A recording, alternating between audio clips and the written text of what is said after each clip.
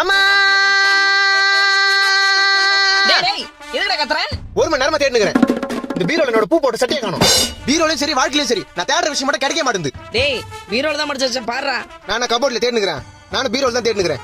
உன் புடவைங்க மட்டும் அப்படியே அடுக்கடுக்கா காஞ்சி பட்டு, மதுரை பட்டு, கன்னியாகுமரியில இருந்து செங்கல்பட்டு வரைக்கும் மச்சி அடிக்க வச்சிருக்கல.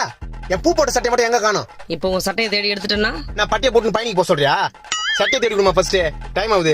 இப்போ நான் தேடி எடுத்தனா தொடப்ப கடை தான். தொடப்பு கட்டல வேணாம், சட்டையை தேடி கொடு. இரு இங்க சட்டை இருக்கட்டும். இருதா.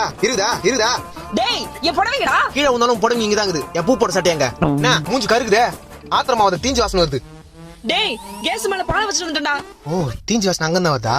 ஐயோ மொத்த பாலும் போச்சு. ஏமா என் பூ போட்ட பூ உன்னால என்னாச்சு பாத்தியா? அம்மா பால் தீஞ்சு போச்சு.